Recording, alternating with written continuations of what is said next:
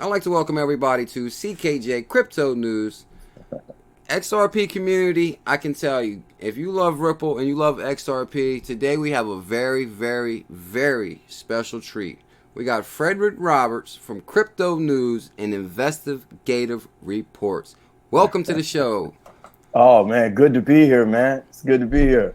I'm actually really I gotta start by saying congratulations, man, on everything that you do. I'm speaking for myself, but I know a lot of people will confirm this, man. You know, we really appreciate the start your day with CKJ, and also appreciate the late night live stream. So I have to start with that, man. Really appreciate you. Wow. Yeah. Thanks a lot. I'm really honored. I really appreciate that. Thank you for, the support. I can honestly tell you, when I found your channel really excited me because, everybody knows me as pretty much like the deep dives and the research. But, one of my main topics I like to cover is the World Bank, the IMF, Faster Payments Task Force. And I noticed me and you do pretty much do the same research, Right. Yeah, definitely. You've covered the executive order. Exactly. That Donald Trump executive order, that was humongous news for the community, right? Whoa. And when I saw that a few months ago, I was like, it's on. It is definitely on. Yeah. And the other thing is that being able to go back and since then, I've actually been going back a few times, man, and I've seen some of the PNC Bank stuff. Of course, Ripple is in there a couple of times, and it just validates everything that you have been researching and that I've been researching, man. And it was a big an additive, right, to what we've been digging up, man. Yeah, exactly. And so, the Trump administration, that's big. That's big stuff, man. Ripple with the Trump administration, Ripple with Steve Mnuchin, the Secretary, Treasurer. So that was big. Yeah, that's enormous. Believe it or not, and that's one thing that really excites me about, like, far as we might as well get right into the executive order first, because this is one of our favorite topics. That's one of the things that really excites me about Ripple or XRP. It's like, okay, we know the financial system's being revamped under executive order, and Steve, how you say his last name? Steve Mnuchin. I always mess up his last name. Names bad. I tear up people's names in this stuff. Yeah, exactly. But like you said, you pointed out to me at first, before I even read it, that Ripple was on page like 192 and 194. 194. What is that? Like, what does that actually mean for the the financial restructure, but actually calls out Ripple by name? What would you think that means? Well, you and I both know that Ripple was working with the IMF, right?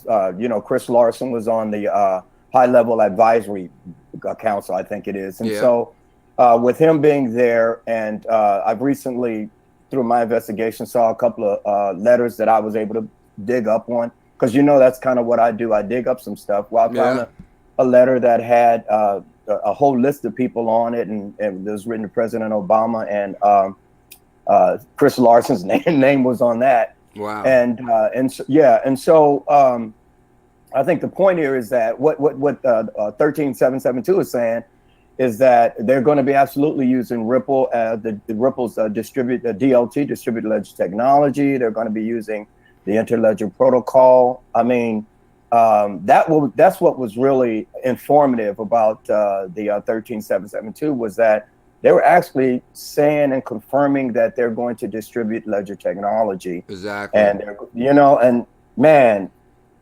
putting things together is just letting us know that's Ripple coming on strong. So to name them by name, along with the other names that's on that list on 192 and 194, just confirms everything that we've been digging up, man. Is that Ripple is going to be that global instrument, that global intermediary that's going to keep, that's the oil for the machine, is what I say.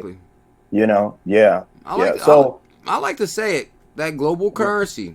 A lot of people, some people doubt, but I mean, come on, look at the partnerships. Look at Abu Dhabi. Look at Japan and Africa and Ripple is everywhere. The world will be powered by Ripple, and this is a new age. It's a digital currency. So absolutely, from all the research I've done, you know what? You're right, man. It's not like real. You know, one thing that's cool now is like we're getting a lot more information than you and I did 6-8 months ago. You know, okay, it was weird, man. I couldn't find very much on the IMF 6 or 8 months ago, but within the last week, since the Southeast Asian conference, and with IMF being in Singapore, with Brad Garlinghouse being in Singapore, with all of those people being in Singapore, John Bolton from the Trump administration is in Singapore. The Vice President Pence is in Singapore. Wow. Last week. Yeah, all those guys are in Singapore. So we're starting. What's great now is what we've been digging up, because they were like rabbit holes to you and I. We were like, you know, it was almost like, here we go again down the same rabbit hole. Exactly. You know, but it's great now that we're getting some kind of we're getting more news that's helped validating the stuff that we've been digging up, man. Ripple is it. You know, the distributed ledger technology is it. Okay. Exactly. The interledger protocol is it. This is the oil for the machine. Exactly. And that's one thing I said too, is like, if we were talking a little bit before the video, it's like once we went back and looked at the executive order again, like the first time you read it, okay, we seen Ripple's name, I couldn't even sleep that night. Because like you said, that confirmed that, okay, I'm not just chasing my tail. Like, this is real. This is happening. They're calling out Ripple by name. By name. Right.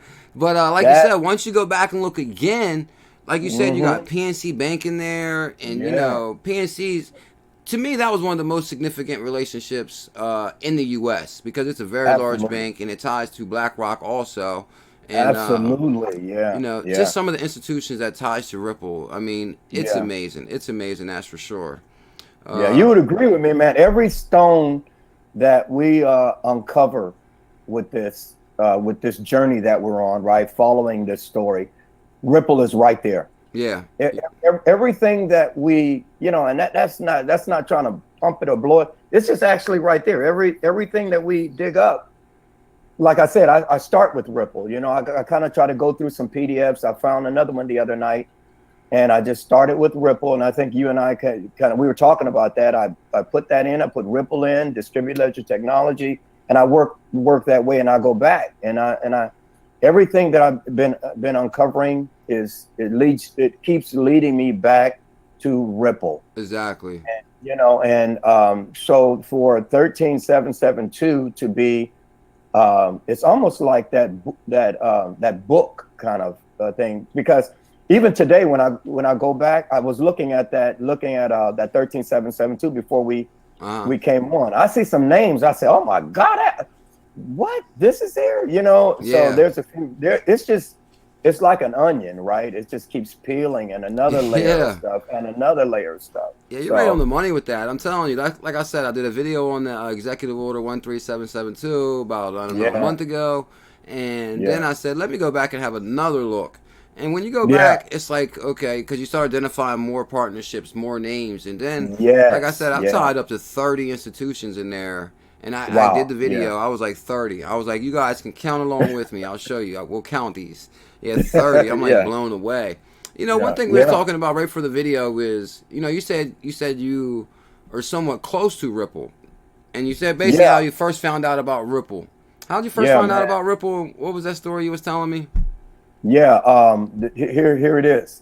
So my wife was kind of looking, job hunting. She's in accounting. Okay. And, you know, she's in forensic accounting. And so she was looking for some work, and Ripple had some openings. And it was like, whoa. You know, because my wife was working up in San Francisco. Okay. And so it was some openings, and it said Ripple. You know, she was like, Ripple, you know. And so she started checking into Ripple, reading about Ripple. And she's like, babe, you need to take a look at this company. And I was like, that's how I start really getting into it. Wow. But, the Ripple had in about, I'd say like the first part of last year, 2 or 3 months of last year, Ripple had a lot of openings. They had openings in accounting. Of course, they were always hiring IT people. You know, they were looking for that. And so that was kind of our initial introduction to Ripple. And okay. I wasn't really introduced to the digital asset XRP at that time. It was more about Ripple, the company. It was Ripple Labs, you know. Wow. And they were hiring. Yeah, they were hiring. Wow. And that's like a dream job. I would love to work at Ripple. Exactly, man. That's for sure. Especially from them drop commercials and they're skateboarding through there and they got the fancy lights and then Snoop Dogg came and performed. Man, Brad Garlinghouse is there. Yeah, you know, and I was so enamored by Ripple until I think I was telling you earlier. I went down to Ripple, man. I went down to San Francisco to the headquarters down there. I mean, I'm like starstruck, right? Okay, that's what I would do. Yeah, I'm all over the place. I'm walking all in front of their building. I'm taking pictures and wearing my Ripple T-shirt. You know, I'm like a Ripple cheerleader at that. You know, dealing with it. But yeah, that was the initial introduction. They were hiring, and that's actually not that unusual for the Bay Area. IT people are hiring. I think Ripple just snagged a Google employee not too long ago. Yeah, big time. And so that's not really uncommon, but I think what blew me away is that the digital asset XRP and what Ripple was doing with XVIA, XCurrent, you know, and how big it was. I mean, you know, when you're looking for a job, you're not thinking, oh my God, this is kind of a world-changing, global-changing thing. You know, I'm in biotechnology, and you know, we kind of got a lot of health, like stem cell research and all that kind of stuff. There's a lot of that's going to be changing the world. But being employed with Ripple is a whole nother horse. You know, I would have loved to. I would have loved to got that job, man. Yeah, exactly. I've said that on my show quite a few times too. If I lived around that area, I'd be there every day waiting for Brad to arrive. Hey, please do my show. Dave Schwartz, somebody. Like you said, it's like, you know, you've done so much research on this company and we like eat, sleep, and breathe Ripple. Like you said, it's like almost like a starstruck situation. I'm not ashamed to say it. I love Ripple. I love XRP. Oh, I do, man. I love the opportunity that I feel that's created for people. Absolutely. That's what I think. I told 2019 is going to be the year of opportunity. But what about this World Bank stuff? Like, you know, the World Bank and the IMF, like you said, they're all at the Singapore event. Christine Lagarde was on stage. Big BG, Brad Garlinghouse was on stage with the deputy director of the IMF. You know, and like you said, on the high level advisory board. You know, you know, can you talk a little bit about that? What do you think maybe IMF's plan is? Why is Ripple working with like the international? And if people don't know what IMF stands for, International Monetary Fund. SDR, XRP. CKJ, I don't think it gets any bigger than that. You know, here's my the SDR. I call it the super duper reserve, right? I call it the super duper money. Okay, because the special drawing rights is what gives the IMF their validity. It's what gives them their power, so to speak. I mean, when we're talking banking, commercial banks are the ones that, you know, that sells us money, right? We deposit our checks into commercial banks. So commercial bank is for us. And then there's the central bank, which prints money, and they work, you know, of course they give money to commercial banks, and that's how it goes. But on top of both of those institutions is the IMF. And the IMF has that basket of 5 different currencies that protects the official reserve currency of those 5 countries. And so that super duper. You're right on the money. I never thought about it like that, to be honest. Like, we deal with banks. There's banks for us, and then there's banks for banks, and there's banks for banks and nations. And the IMF is kind of the global financial protector of currency. And they have five currencies in that basket, and they get reviewed every 5 years. The last time, I didn't know that. The last time it got reviewed was 2015, and it looks like this year. In 2020, they're going to review that basket of those currencies again, and they probably will be adding China. And so, but the reason why Christine Lagarde, is it Lagarde or Lagrade? I always screw that up. The reason why Christine Lagarde is so important is because she has her finger on the pulse of the SDRs. And so, you know, to be quick about this is that My research and what I'm kind of coming up with, man, is that they're going to evolve. The SDRs are going to evolve. They're not going anywhere anytime soon because they're the currencies that help currencies stay floating.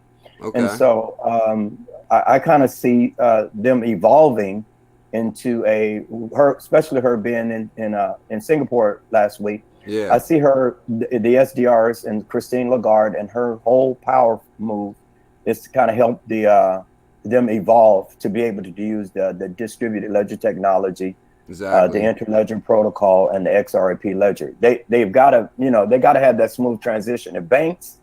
If commercial banks are going to be using the DLT, and then if central banks are trying to figure out if they're going to use the CBDC, which will have to still link to distributed ledger technology, then the IMF was going to have to do the same thing. So that's kind of my take. Wow. And you know what that all says? Ripple. Yeah. Ripple all the way.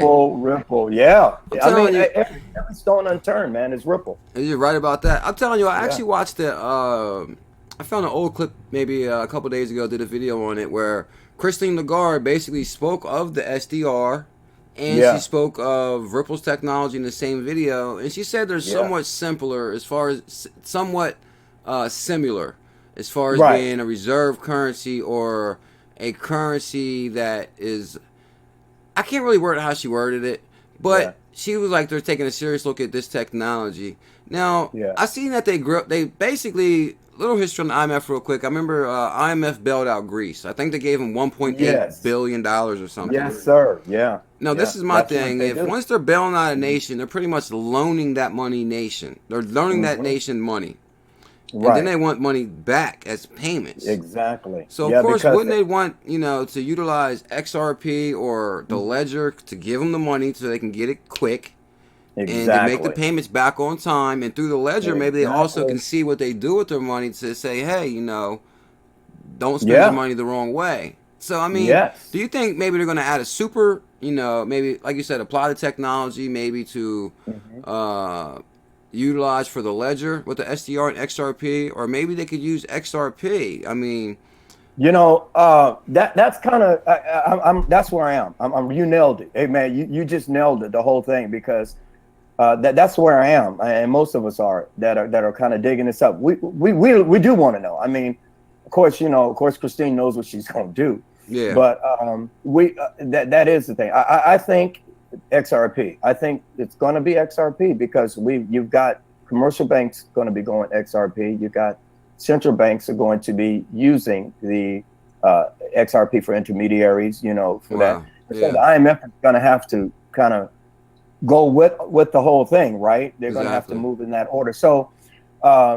you're right. There are some countries kind of not doing so well economically, and the IMF is keeping their eye on them. One of them is Indonesia, so they're keeping their eye on them. And you're exactly right. The IMF comes in with the SDR to bring that country, because the IMF don't want financial instability. They they don't want economic instability. They want their whole thing is to keep the thing floating, keep everything going, right. Of course, they want to control inflation. Yeah, they want their money back. Yeah, well, exactly. The IMF, the SDRs, you draw interest on the SDRs. And I think it's a weekly interest. So they get interest on the SDRs, and so that's how they get their money back, is by if they bring the SDR to your country, then you pay interest on it, and they get their money back. Wow. And that's that's exactly how they do that. I wrote something this morning on that, and I think that's how they make their money. So they're not going anywhere. No, they're not going anywhere. They're just going to evolve along with everything else. So the SDR basket consists of the main currencies of the biggest nations? Yeah, the 5 top nations. It's got the US dollar. So are they saying they basically have dormant capital as, so if you got, I'm not sure what the top nations are. We'll just say Japan. Japan. Okay, yeah. Japan's one. So what, they would have the yen as one of the reserve currencies?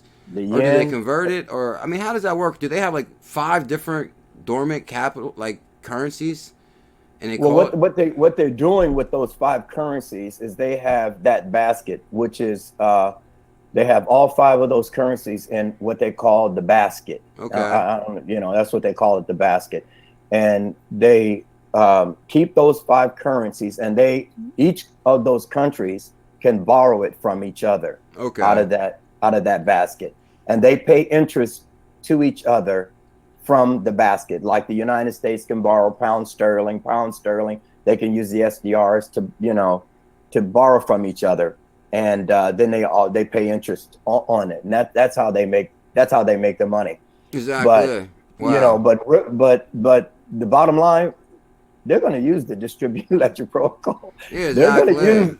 And the one thing about XRP though, it's like the bridge currency though. So, no matter what currency the person's wanting to use, they can convert it through XRP regardless. Yes. So I mean, it's a big win for the IMF, the High Level Advisory Board, and it is. That's amazing. It is a win-win.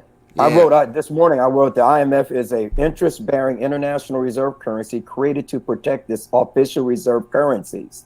Okay. The value is calculated daily and interest is weekly. It's reserved. It's revised every 5 years. And the next time this is interesting. Here's the interesting point. The next time it's going to be revised is going to be in 2020. Wow. And it will be evolving and adapting to use the distributed ledger protocol, the distributed ledger technology, interledger protocol, and the XRP ledger. So that's kind of where I see it all going. So wow, I think you hit that right on the money, because believe it or not, in the like we said, we both read the executive order, and in there they speak of a 2020 vision. Yes. And now you're saying the SDR reviews the basket on 2020. It's kind of really ironic. And one other rabbit hole we both covered, we both love, is the Faster Payments Task Force, Federal Reserve, and they also have a vision of 2020. Yeah, man, you really brought that Faster Payment Task Force out, man. I mean, you were killing that, man. I mean, I was like, you were tearing that up. So that kind of, and you were kind of kicking the butt for me too, on staying on top of it. So it was, what I'm saying, it was good to have you getting into it too. Yeah, exactly. I was like, I'm not by myself out here. So, that's like I said, that's why I was really anxious to have you on the show, because like I said, me and you pretty much cover everything the same as far as the IMF faster. Well, what do you think about this Faster Payments Task Force and the Federal Reserve? We got Ripple's Ryan Zagone on the Faster Payments Task Force. How is it that Ripple is working with like the who's who in the world? I mean, like you said, IMF and the Federal Reserve. Can you tell us a little bit about what's going on with the Fed Reserve and the IMF, and what do you think is going to come out of that? The Federal Reserve, what continues to give them the power is the fact that we have the reserve currency. Everything is being done in U.S. dollars. Before the United States had the reserve currency of the world, England, right? They had the reserve currency of the world before the United States. And so it's kind of like whoever has the strongest military always has the and so that's what gives the United States the reserve currency of the world right now, is the fact that the Federal Reserve is kind of like the most powerful one right now in terms of but that's not to say it's going to stay that way. Exactly. I'm sure some of our viewers will be like, well, that NFL, not for long. Thank you for the money with that. Wow. Yeah, I think some of our viewers that'll be watching this today will probably get some comments that say not for long.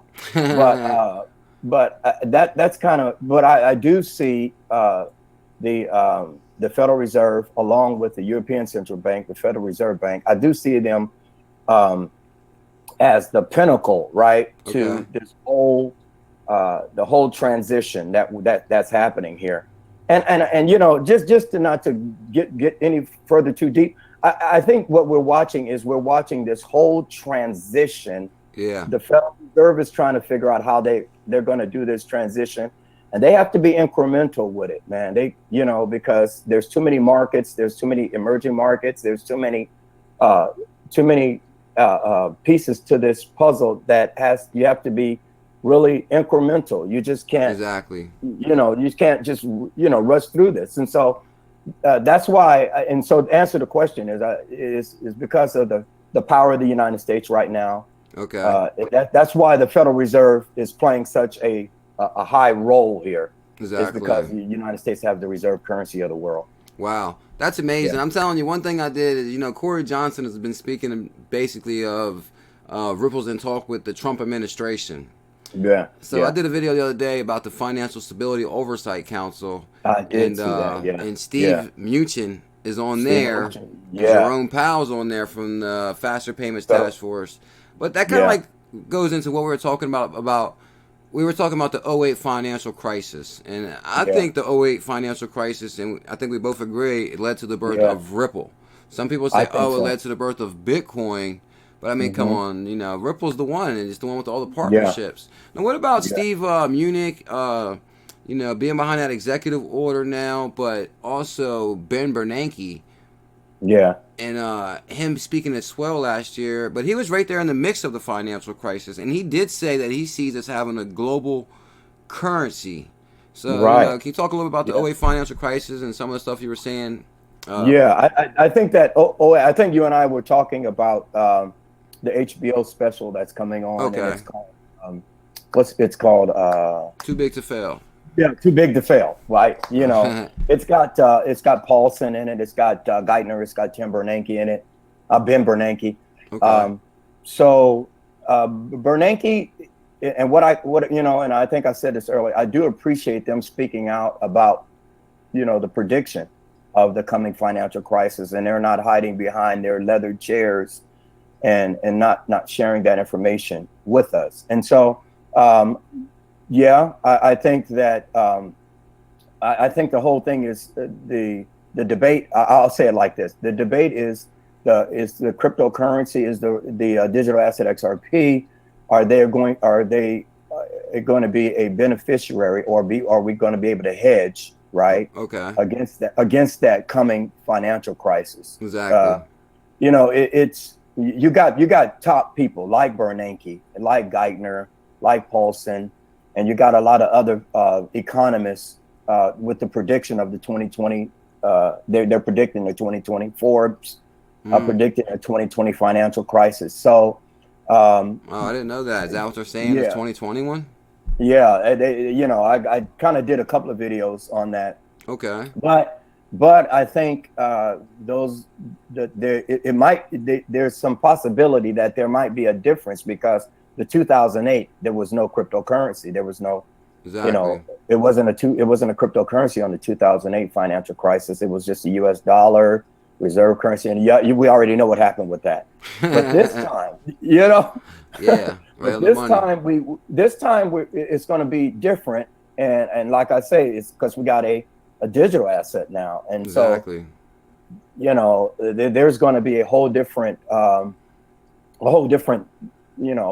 thing happening with that. And so that Too Big to Fail is man, I am so pumped up. I want to see that, man, because I think that's giving us an alert, right? Exactly. It's alerting us to what's coming. And that's kind of really what drove me into this whole thing, CKJ, is that I just feel like, people, what you're doing is helping people to, you're drawing attention to the issue, to the transition, to crypto. You're doing that for us, and you're giving us a place to talk about it. It's not on Fox, it's not on ABC News. So you're giving us that platform to be talking about something like this, man. And wow, and get our ideas out. And I don't get into who got it wrong or who got it right, or who's up and who's down. I don't get into that. I just kind of I eat the meat and throw away the bones, right? I try to I just try to figure out what's going on? Exactly. I just want to know what's going on, I think that's one thing that actually really got me excited about, far as XRP being an investment opportunity. It's like you said, once you really connect the dots on the amount of, like, I know I say it a lot, IMF, World Bank, Bank of International Settlements, Faster Payments Task Force. I mean, the who's who, far as Ben Bernanke in the 2008 and Too Big to Fail coming out. I think XRP, as far as an investment opportunity, is an opportunity of a lifetime. Oh my God. I mean, like I say, the proof is in the partnerships. Just look at the players behind that's backing this movement, or involved, or have invested. You know, what do you think about this opportunity? Some people say, hey, it may be too good to be true. Or, you know, what do you think about it? I do kind of feel like that. I mean, it does feel like it's too, you know, it's too good to be true. It really does. I mean, I call it the goose that laid the golden egg. You know, that story about the goose laying the golden egg. You know, it's like, no, gooses don't lay golden eggs. But you know what? This is the goose that laid the golden egg to me. Yeah, exactly. You know, it is because you know, one of the things that I have been able to kind of research is the turn of the century, you know, and if you look back in the, you know, the 19th century, the 20th century, it was always during the turn of the century, like the 1940s, 27, you know, the 1918 and, you know, the 1920s, the roaring 20s. Well, here we are at the turn of the century again, at 2018, another one of those turn of the century years that we're fortunate to be able to live through. And to fortunate enough to be able to watch the transformation of the movement of money. Wow. You know, we're fortunate, and so yeah, we're at, you know, it's kind of like it is kind of hard to grasp everything, but we're at the right place at the right time for the right reason, man. Yeah, actually, I believe it or not, I think you hit that right on the money too, because I actually watched a video the other day about they were talking about when the internet first came out, and you had to hit www and this to get to somebody, and that person said, "Oh, this will never work." But I actually remember that too when it first came out, the www and you had to put the www first, and I was like, "This ain't gonna work." And I'm old enough to I had an AOL account that went all of the noise, you know. Oh yeah, I remember that. And it's connecting, you know? Yeah, exactly. So, but that kind of goes, like you said, I'm a big history buff myself. You know, currency's always been different forms. You know, it was wheat at one time, and it was maybe copper and brass and cotton and, you know, then fiat. Now, with the birth of the digital currency, I believe that this is massive. I believe that this is going to be a global shift. And plus, like you said, I mean, one thing I always say, we're a global economy now. We do business with China. We got the IMF with the SDRs, and me personally, I think this is the biggest opportunity of our lifetime. That's for sure. As far as investing and just what's happening behind the scenes. You know, what's your take on, you know, trying to tell people about, hey, this is XRP, this is amazing, you know? What's normally your take? Because I know we were talking about it. When you're excited, you want to tell people about this, like how great it is. You know, what's the feedback you get, or what's your tactic to try to say, hey? It's strange that one of the things that I say about you and a lot of us that are in this community is that we're visionaries. And it's really difficult for a visionary because we already see it. And so it's kind of difficult to explain to somebody who can't see it what you already know and what you already see. So, you know, you're trying to explain, like me, to my family members, friends, and say, man, you need to get this because this is what it's going to do. And it's difficult for them to see it because it's not doing anything for them right now. You're right. They can't see it because it's not tangible right there in front of their faces. This is something. And I think a few other people like you and a few other people have said, we're just really early to the party. We're sitting in the parking lot, and the party's not going to start for another couple of years, and the DJ is not coming for another couple of years, and you know. So, but we're one of those cars that are parked in the parking lot. You know what I mean? We're going to be the first on the dance floor. You know, and so, but I'm not. When I first started, I was telling everybody. I felt I was on a life mission. I had to tell everybody. You know, I tell you, a funny story was. It's a true story. My wife and I, we lived off of Lawrence Expressway, which is a main artery in Santa Clara, California. And in 2008, I would drive to work every day, and there was a CKJ. There was a huge billboard sign that said "Buy Bitcoin."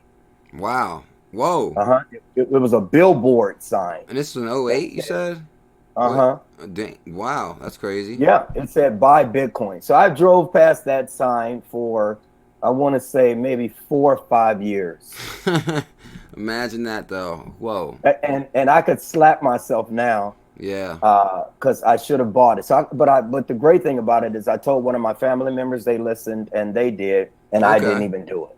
Wow. So, but I said that to say it's something that has to click with that, something that has to click with somebody, because I had some difficult times, man, trying to tell people about it and trying to talk them into getting it. It's a vision. You know what I mean? And yeah, exactly. Like I could feel you, man, because when I first started listening to you, I saw vision and I hear vision, and that's really, when you can't touch it, you got to visualize it, right? Yeah, that makes sense too. That's how it happened, man. Wow. So, I'm telling you, I was like basically, well, I think what happened with me really quick is I heard about Bitcoin and I heard about the 10,000 Bitcoins and the pizza, and then the price was going through the roof, and I was like, I didn't know you could invest in Bitcoin.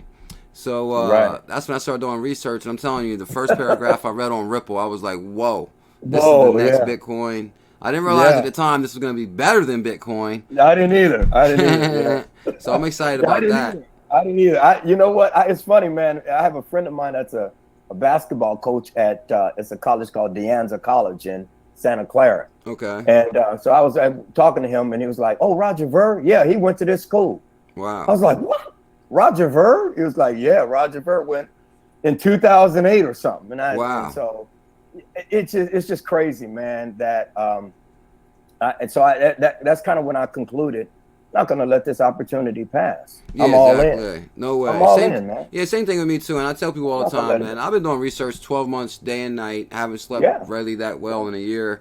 Like I said, this is our Amazon. This is our Google. This is our amazing opportunity. That's for sure. Absolutely. I'm all in. I got a quick question. I don't expect you to, to name any coins at all.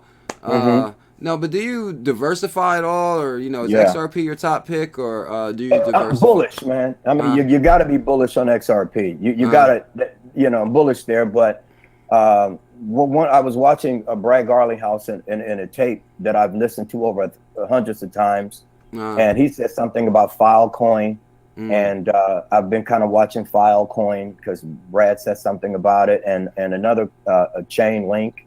Brad Garlinghouse said something about a coin called Filecoin. Yeah, and he mentioned in this video, and I guess I got to shoot it to you now. I'll shoot the video. You ain't lying. If he mentioned it, I'm in it. Yeah, no doubt about that. Yeah, he said Filecoin. He said, but he said this. He said, I don't know how they're doing, and I'm not endorsing it. He said, but it's a storage. It's a storage coin, and it's check that out. Yeah, it's called Filecoin, and then there's another coin I'm watching called Chainlink. I don't know. Hey, guys, I'm not a financial advisor. Yeah, me neither. Gotta throw that out there. I'm not a financial advisor, but those are a couple. And then, of course, I'm watching some of the top 10, like everybody else, the Moneros. Okay. Monero is pretty good. And so, yeah, but, I'm always... one of the things we try to do is dig up something nobody else is into, right? Okay, that makes sense. I try to report the news, and my twist might be, that's why I enjoy everybody. I think the community is great. The XRP community is just awesome, and we get so many different, different opinions are good. That way you get a lot of them, a multitude of opinions. Exactly. So we get to pull the best out of it. So something that I'm watching is Filecoin. That's one of the coins that I'm watching, and Chainlink. Wow, this is kind of kind of ironic. I don't know if I should be happy about this or sad, but Chris Larson did an interview the other day where he's partnered up with some guy named Dunn or something. I'm not sure the guy's name, but they're starting some kind of project called Alexor or something like that. Yeah, I did see that. Yeah, have you heard of that yet? No, I haven't really got into that, but I have read that. I think I saw that. No, I don't know what the hell Chris Larson's up to, because if you're supposed to be back in Ripple, and now we're seeing about something with Alexor. But I mean, I trust Chris Larson. He's one of the main reasons I actually got into Ripple. Matter of fact, Chris Larson, I think, is from California. Yeah, he is. I saw some political stuff about him, I want to say like the 80s or something, testifying before Congress. Testifying before state legislators and stuff like that. So Chris Larson is kind of always been, I don't want to put a title on him, but he's always been concerned about like the world and the things of the world. That's one thing I've always talked about. You know, Chris Larson, he was behind the Occupy Wall Street movement right after the 08 financial crisis, where they were protesting against the banks, and he's actually the one that started a sandwich program for all of the people to feed them, and he was all for that. He created the California for Privacy law, where to protect your private information. So as soon as people said, on top of it, man. All we gotta do is watch CKJ. CKJ, that's all we gotta do, y'all. All you got to do is watch this guy, man. So, you'll get it all. Thank you. I appreciate that. So that's what kind of offends me a little bit when people say, oh, this coin's created for bankers. Well, hell no. Chris Larson knew what he was doing to create an opportunity for the people. Because if he went against the banks or against the institutions, then guess what? We wouldn't be here right now. Chris Larson knows what he's doing. So, you know. The roadmap is clear. I mean, I think I saw a GIF with somebody like he's laying tracks, right? Chris Larson was forecasting. XRP. Yeah, that's exactly. XRP's laying tracks, right? Yeah, that little thing laying tracks. Yeah, I love that picture. I mean,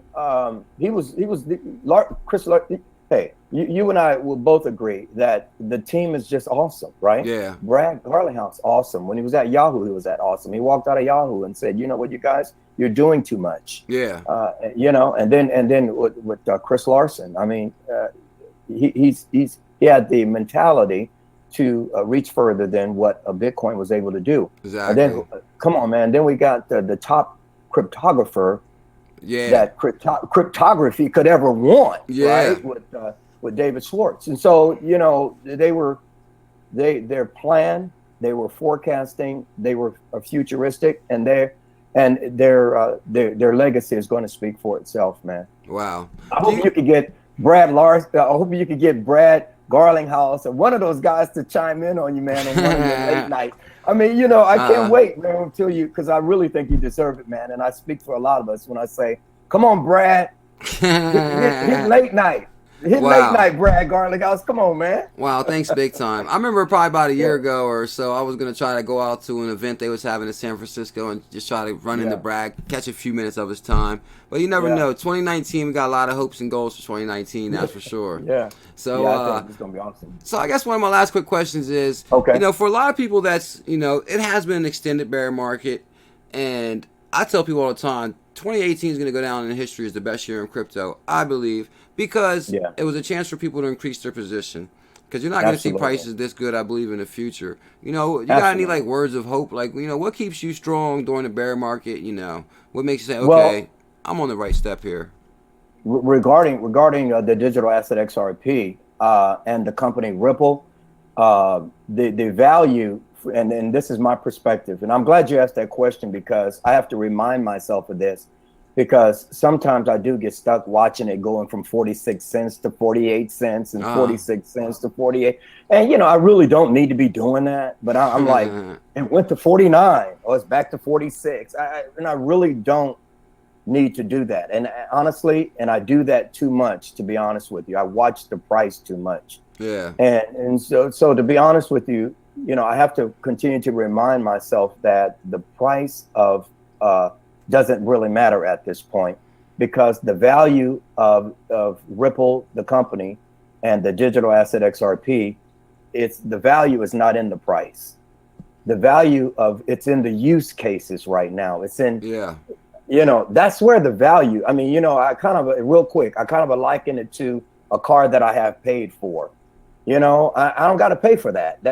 You know, and plus this car is just as good as a new car. I can go back and forth wherever I want to go. Okay. And that's just the way I look at it. So I have to tell myself, stop looking at the price, man. You just, this is a future. You know, look at the price 3 or 4 years from now. You know, and so I got to stop. And I know a lot of us get into it, man. We look at that price, and you know, but the value of it is not the price right now. The value is in the volume. Have we noticed the volume?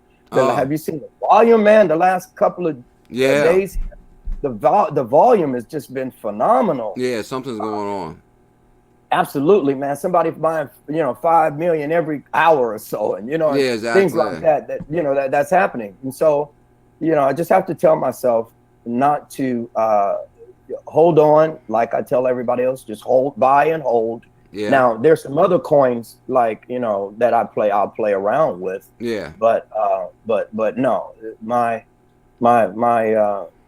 claim my claim is on that digital asset XRP, and it's not the value. It's not the value is not in the price for me.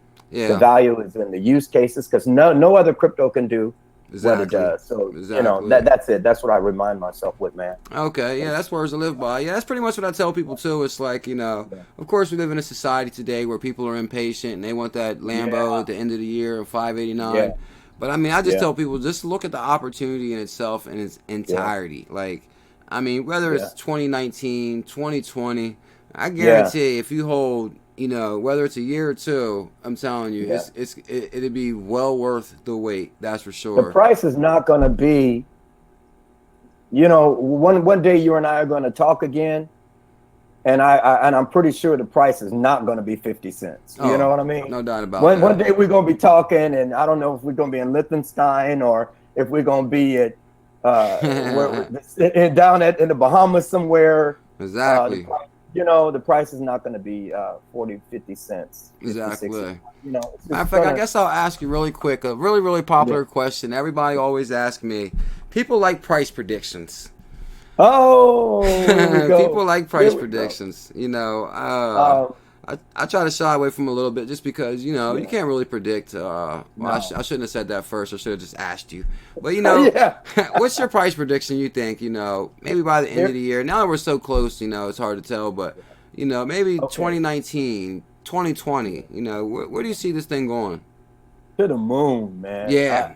I do. I see it going to the moon, and it's just a matter of time. I gotta admit, and I'm gonna stick to what I said. The earlier part of this year, I was with the 589 group. Okay. And I want to admit that simply because of how powerful and what the digital asset XRP does. I mean, and what they do. It's just nobody does what they do in this ecosystem, right? And so, yeah, I was part of the 589 group, man, and I kind of made a video that I said that if the top, I noticed how PNC. Yeah, which was the largest commercial bank in the United States, that came out publicly and said that they're using RippleNet. Wow, that's amazing. Yeah, you know, when they came out and said that they were using RippleNet, the needle did move a little bit on that PNC. Yeah, it did. It actually spiked the bull run. I think that's when it went from 28 to about 50. Then actually, it doubled in price almost. I think, and so to cut straight to your question, I think it can moon. It can go anywhere. I think it primarily depends on the public announcements. I think I would like to see, my hope is today or even tomorrow or as soon as possible, that we see Bank of America say, hey, look, publicly, and I'm talking about publicly, because we know a lot is going on, man, behind closed doors. Yeah, you're right. I think they're all partnered up behind the scenes already. I think it's all part. I agree with you 100%. There's nowhere to go, right? Yeah. So it's XRP there's two.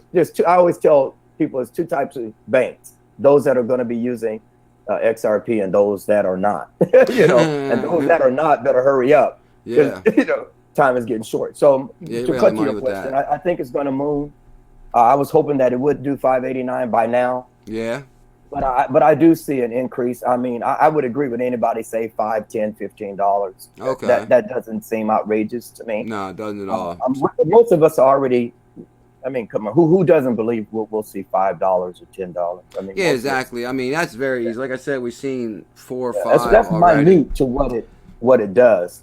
But I like, again, I have to tell myself, hey, dude, hey, you know, I have this conversation with myself and say, this is your nest egg, right? And so, you know, wherever I just know it's gonna show up. Now, I'll say this: if J.P. Morgan Chase, which is the top commercial bank in the United States, and Bank of America, which is another top bank, and Wells Fargo, which is another top bank, if they publicly came out and said today that we are all going to be using RippleNet starting, you know, we're making like PNC did, we would see that would absolutely move the needle. I totally 100% believe that. And because we see some of the overseas banks, the SBIs and the HSBCs, and some of these other banks that we've seen are actually making the they're making public announcements that they're using it. We already got The Americas and MoneyNet and Mercury FX and those companies, those payment providers are already saying we're using XRapid. We're testing XRapid. Exactly. And price wise, we're still kind of, moving around that 45, 50 cent thing. But I do believe that we would see a serious takeoff. Yeah. And I can't really. I think I was reading something from one of these articles somewhere that, well, clearly I've been saying that all these banks are tied to Ripple regardless whether they announce the partnership or not. One thing could be through the Sandbox initiative. Yeah, the proof is in the partnerships. The proof is in the partnerships. That's baby. for sure. Yeah, the proof is in the partnerships. Yeah. I read an article that most of these banks aren't coming out with the announcement because, like you said, if JP Morgan came out tomorrow and said, hey, we are working with Ripple and Bank of America, even though they might not be utilizing XRapid to the fullest, but that could artificially push the price to the sky. Absolutely. It would go instantly mainstream. So maybe that's why they're waiting to announce the partnerships. Yeah. I read something like that. And, and that's kind of why I was saying things are being done incrementally. I probably would agree with some of the people that I've read that said there is probably a deliberate incremental slow move to keep it, to keep things from, because like you just said, a lot of people buy on speculation, right? Yeah, exactly. Speculation is part of what you do, and hopefully you're right with your speculation. That's come. I don't have any problem with people speculating, because if you speculate and you're right, God bless you. You hit a home run. So, yeah, exactly.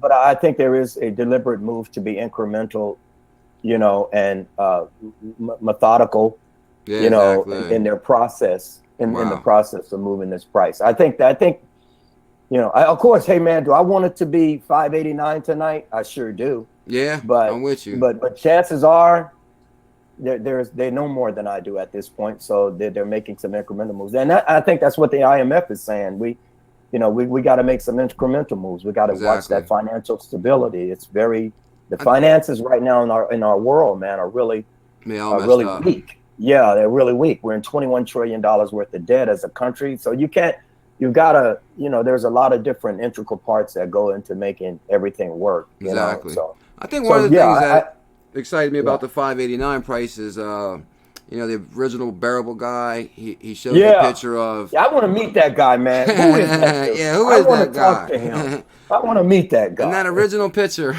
it shows a picture of the United Nations. Absolutely. And it shows the Ripple logo on the Malta flag. But I think United Nations means United Nations, multiple countries. It shows all the flags. Once all them flags utilize this technology, absolutely, I believe 589 is very obtainable, easy. Ain't no telling what the price will be.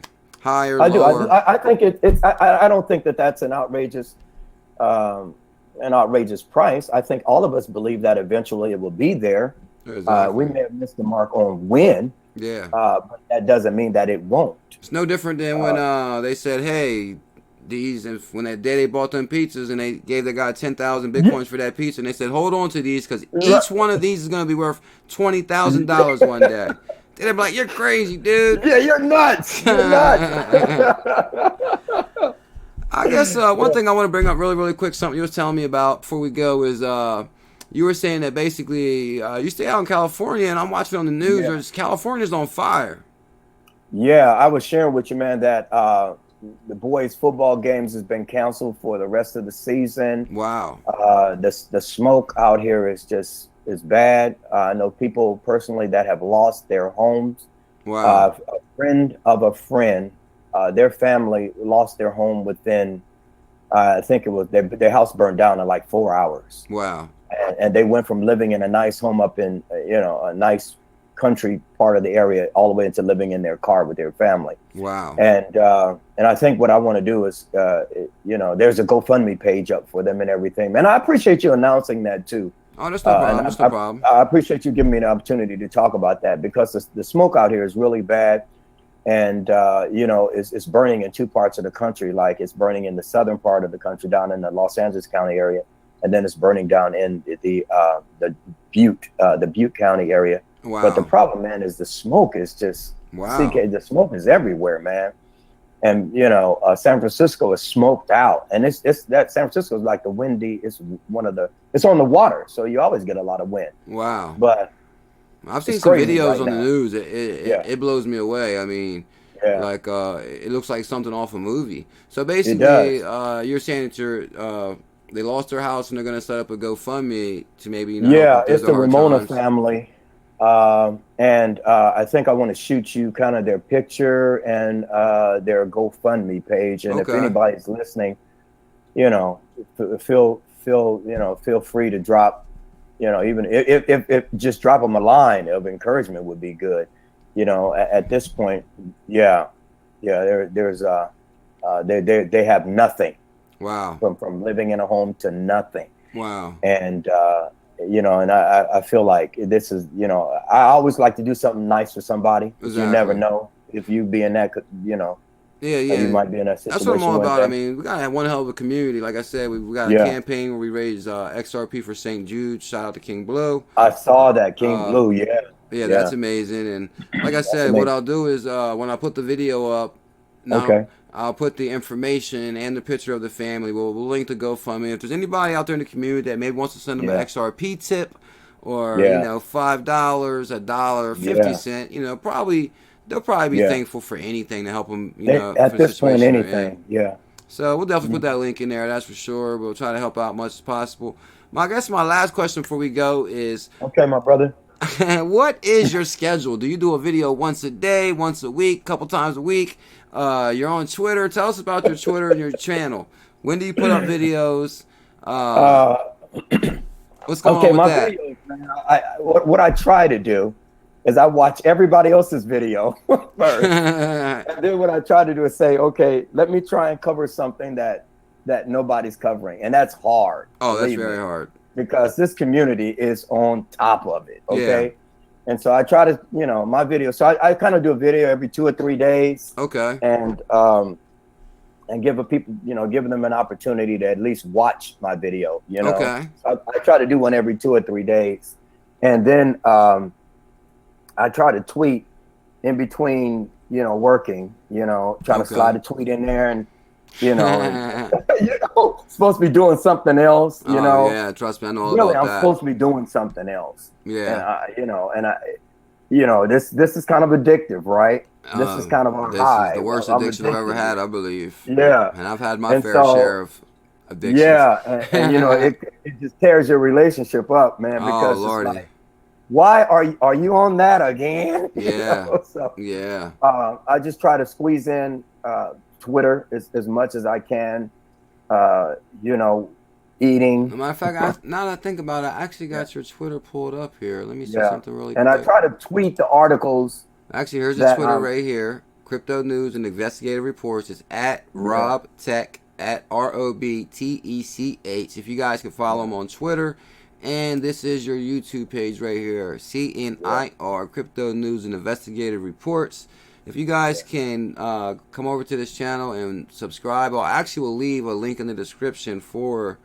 I'll leave the link in the description. Actually, now I got it to where your YouTube channel is behind us. I should have made the video like that. That would have been nice. Yes. Yeah, now I got it to where your channel is right behind us. Oh man, that would have been sweet if we recorded it like that. I really like the way it looks now. Wow. You'll see it too when you check it out. You'll really like it. So I'll put my link in the description for Fred Roberts, Crypto News Investigative Reports channel. We'll put a link in for Twitter. Please support Fred. Please follow Fred. I'm telling you guys, you won't be disappointed. And this is one thing I like about the XRP community. We kind of touched on it. Is just the different walks of life I've met, as far as different nationalities, male, female. Everybody comes together. It's like it's like you said, the Ripple community has become like a family. Supporting each other, encouraging through support, XRP tips, love, support, mentally, spiritually, financially. Absolutely. Absolutely, man. It's been amazing. Absolutely. So I really appreciate you, man. I want to say, Brad Garlinghouse, if you're listening, come in on that live stream late night. Yeah. Come on, Brad. Let's do it. I'm with you. So actually, we'll put this interview up, and hopefully maybe in like a month. Not even. I'd like to have you come back on the show. That would be great. Okay, sounds good, man. That would be amazing. All right. Alrighty, guys. The CKJ coin will pop up right now. Please subscribe to the channel. You got to smash that coin. Home is 2 streams a day. We do the XRP. Start your day with CKJ at 11:30 a.m. and XRP After Dark. Late night live stream at 9 p.m. Eastern every night, except for Sunday. We take a break on Sundays. That's for sure. Yes. Seventh day, you got to rest. Alrighty, Crypto News Investigative Reports. I really appreciate your time. Okay, thanks, CKJ, man. Later.